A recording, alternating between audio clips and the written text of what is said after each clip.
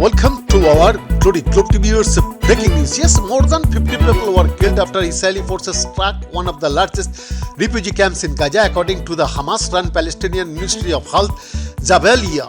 Jabalia is the largest of the Gaza Strip's 8 refugee camps, and it's tightly packed with narrow streets and bridge block buildings.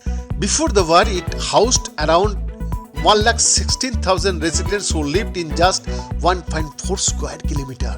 The Israel Defense Forces later claimed responsibility for attack and said that they killed the commander of Hamas Central Jabalia Battalion, Ibrahim Biari, and several other militants after the strike caused underground terror tunnels to collapse, bringing down several nearby buildings. More than 100 people, including dual nationals and injured persons, have crossed over from Gaza to Egypt through Rafah border crossing, reported BBC. Rafah border crossing, which was closed to people, opened today for the first time since the outbreak of Israel-Hamas war. Prime Minister Benjamin Netanyahu, called, and also Prime Minister of the Netherlands, has urged for halt in relentless Israeli attacks on Gaza and the West Bank. Dutch Prime Minister Mark Rutte said in a press conference that the attacks must stop.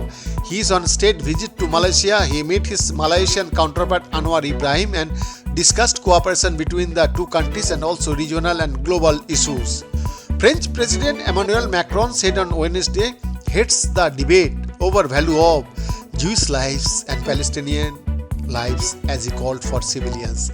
I hate this debate that divides people, and where one says, for me, the Jewish lives are more important, or for me, Palestinian lives are more important, he said, quoted AP.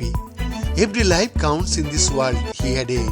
The director of the New York office of UN High Commissioner for Human Rights has stepped down from his position to mark a protest against the Israel-Hamas war, saying it is a textbook case of genocide. The governments of the US, UK and much of Europe are wholly complicit in the horrific assault, Craig Mokhibuor said in his resignation letter. Not only are these governments refusing to meet their treaty obligations to ensure respect for Geneva Conventions, but they are in fact actively arming the assault and giving political and diplomatic cover for Israel's atrocities.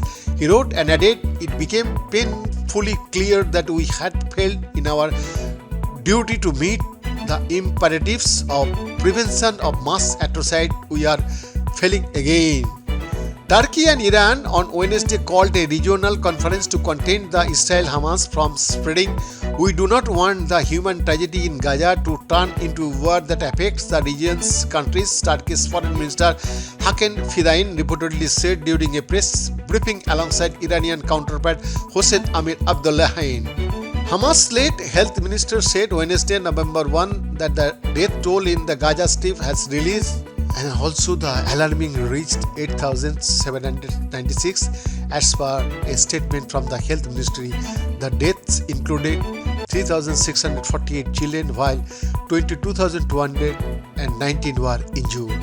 Behind the report, Glory Globe TV, Delhi.